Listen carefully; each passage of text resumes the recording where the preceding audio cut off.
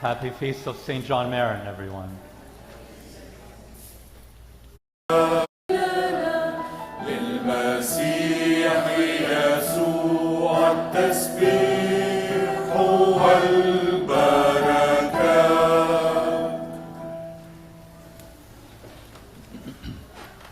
Happy Feast of St. John Maron, everyone.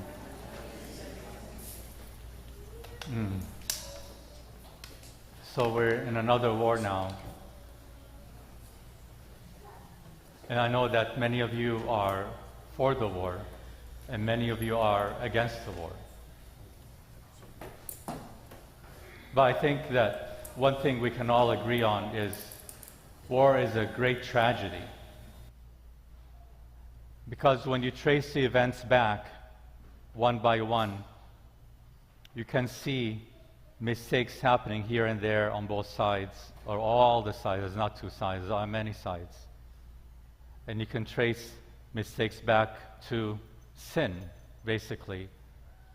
So war is a result of sin somehow. But one thing that's really abhorrent is the polemics of war that make it seem like it's a football game, back and forth. It's not a football game. It's a great tragedy. It's terrible to dance and celebrate when other people are being killed. It's a great evil to rejoice at other people's demise. Jesus taught us to love our enemies, not to sing and dance when they're killed. It's not the Christian way. We have to be aware, no matter where we stand, that we are all a human family. God created us. And that we have to be loving and forgiving. Yes, sometimes we have to fight.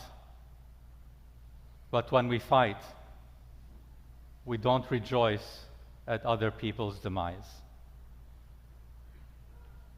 So I wanted to alert you to that so you don't get swept into all the polemics that is not Christian. So let us pray for peace. And let us pray for all the people that are suffering, no matter who they are. So I just wanted to say that and leave it there. Now I want to say a word about St. John Maron for his feast. As you recall, St. Maron lived in the 300s. And in his time, there was great turmoil. And he saw dramatic things right in front of his own eyes. So much so that it gave him a lot of fervency through his faith to renounce everything and go out. He became a priest, he studied, and later he went up and left everything and lived on the mountaintop in arid regions. And there, he lived the rest of his life. And that was it. But it was because of him that a great movement began. And it was because of him that a great monastery was built after him. 350 monks. And it was because of him that missionaries were sent out. Even before they were sent out, his own disciples started to go out and preach the gospel to the faraway faraway places where the gospel had not yet reached, like the mountains of Lebanon. And they converted the peoples. And for the next 100 to 150 years, the peoples in the whole region, not only in Lebanon, but throughout the whole region, had to be converted from paganism. And they were. And for a period of nearly 100 years, the whole region was Christian. But then came Islam. that area was not yet Christianized. Some of it was, and there were churches, Syriac churches, in Arabia, and there are remnants of them today. But they had not yet reached there. And from there, then came invading armies, beginning in the early 620s. And they started to amass power because the Byzantine Empire had not become bankrupt with its wars with Persia. And they gained many victories. Saint John Maron was then born during this very time, in the late 620s. And the life that he knew as a child was one that was very tumultuous. It is said through the Maronite tradition that Saint John Maron was related to Frankish royalty that ruled over Antioch and the regions about. And he himself was born in Sarum, which is a little bit south of Antioch. Antioch was ruled by Byzantium, by Constantinople. But because Rome had fallen, Constantinople had tried as best they could to have control over the West, but there were many northern tribes, barbarian tribes, but they had dealings with the Frankish tribes, and they let the royal family rule over Antioch, and Saint John Maron was of this family. So as a child, he was growing up hearing them talking about their fears of what would happen or what might happen. And that was seeped into him. And then finally, the worst happened. When he was about 9 to 10 years old, their worst fears came true. The Islamic army surrounded Antioch, and the Byzantine garrison was not able to withstand them. And they were able to overcome them. But there was a deal made that the Christians who were there can leave if they want without harm, or they can pay the tax.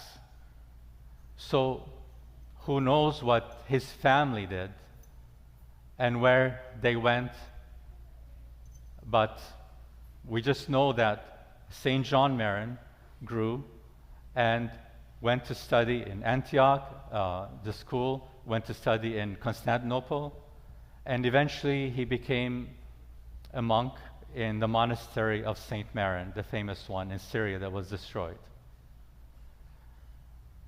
And from there, he was a learned monk and a priest, and he was elected as bishop of Batroun. So he moved to the Lebanon mountain area. And there he was bishop for a few years. But during this period of time, there were no patriarchs elected for the seat of Antioch because it was too dangerous. So it was a vacant seat for a whole lifetime. Eventually, the bishops from around the area, many of them got together and elected Saint John Maron to be the patriarch. But he couldn't live in Antioch, so he lived in the mountains of Lebanon. And from there, the seat of Antioch was moved to there. And Saint John Maron was not an aloof patriarch. He was very much involved with the trials of the people, because in those days, the refugees were awash everywhere, everywhere. Even the current pope of his time was Syriac, because many of the families just moved everywhere, including Rome. So St. John Maron ministered to them, gathered them, helped to shield them, protect them. And there were bands of Christian warriors here and there, the Mardates, who were trying as best they could to defend their homeland. and they galvanized under St. John Maron. And they formed they would be called the brass shield,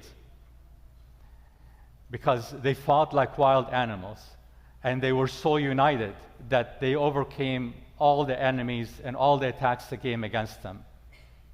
And because of the might and their unity, they were able to form this brass shield of the whole territory, and the Islamic armies were not able to overcome. And then they shielded then the north and the west for quite a long time. And St. John Maron helped to heal the brokenhearted, the refugees. He helped the poor. He gathered them, and many moved now and were welcomed into the refuge mountains of Lebanon, where the missionary work of the early Maronite monks succeeded and Christianized the whole area. And they were all one people now. And so the church became strong and lasted and was able to defend itself. And this is why we are here today. And this is why Christianity was able to overcome over time. So we owe him a lot, and we thank him for all that he did and all that he suffered. So you can see that through the calamities of his early childhood and through his faith, he was able to become very strong inside. And then he was able to know what to do and to lead his people, because he had experienced that very thing. So when we ourselves experience tragedies in our life, it's not over.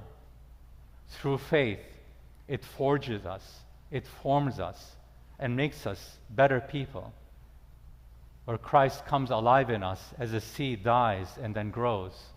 We die and Christ grows, and then something beautiful comes up and Christ reigns.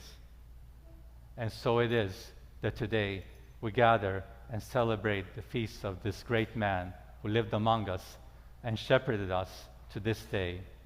May the Lord always shepherd us and send us shepherds to guide us, to be united and stay united in love and keep our Christian identity and not become awash with the paganism that is growing in our time.